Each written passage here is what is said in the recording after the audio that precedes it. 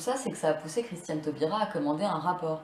Alors pas seulement un rapport sur les statistiques de la résidence des enfants, mais bien un rapport qui met en regard ces statistiques avec la demande des parents. Il porte sur plus de 6000 décisions qui sont jugées comme étant représentatives, donc on va pouvoir avoir des chiffres précis et on va voir si la justice est matriarcale. Donc effectivement, quand on voit ce rapport, on voit bien que dans 71% des cas, la résidence habituelle des enfants est confiée à la mère. Dans 17% des cas, ils sont en résidence alternée et dans 12% des cas, ils sont en résidence habituelle chez leur père. Donc, vu comme ça, les statistiques ont l'air d'être largement à l'avantage des mères. Pourtant, c'est pas si simple parce qu'en fait, la plupart du temps, les parents sont d'accord. Pour être exact, dans 80,3% des cas, les parents sont d'accord sur la résidence des enfants. Et même dans ces cas-là, les enfants sont confiés à 71% en résidence habituelle chez la mère. Autre possibilité qui représente 9,4% des cas, les parents ne sont ni d'accord ni pas d'accord, c'est juste qu'il n'y en a qu'un qui a donné un avis. Or, dans ces cas-là, le juge donne l'avantage à celui-là.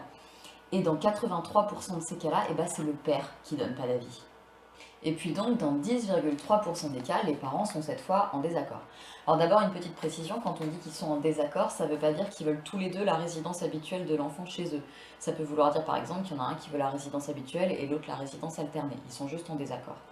Et dans ces cas-là, on voit qu'il y a 63% de résidence habituelle chez la mère, 24% chez le père et 12% de résidence alternée. Autrement dit, quand c'est au juge de trancher, il tranche 2 fois plus en faveur des pères que quand les parents sont d'accord.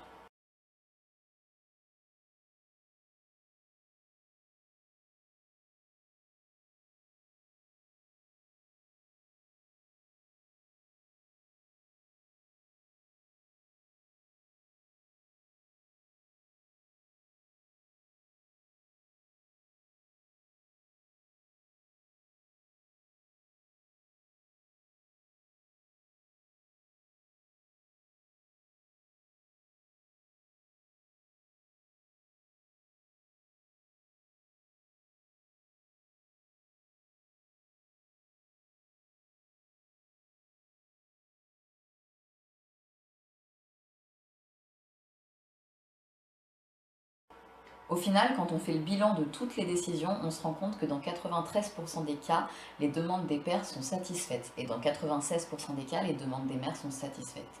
Donc on est quand même loin d'une justice qui martyrise les pères, puisqu'ils sont satisfaits dans plus de 9 cas sur 10. J'aurais pu m'arrêter là, les faits, rien que les faits, et c'est bon, on avait fact-checké les masculins.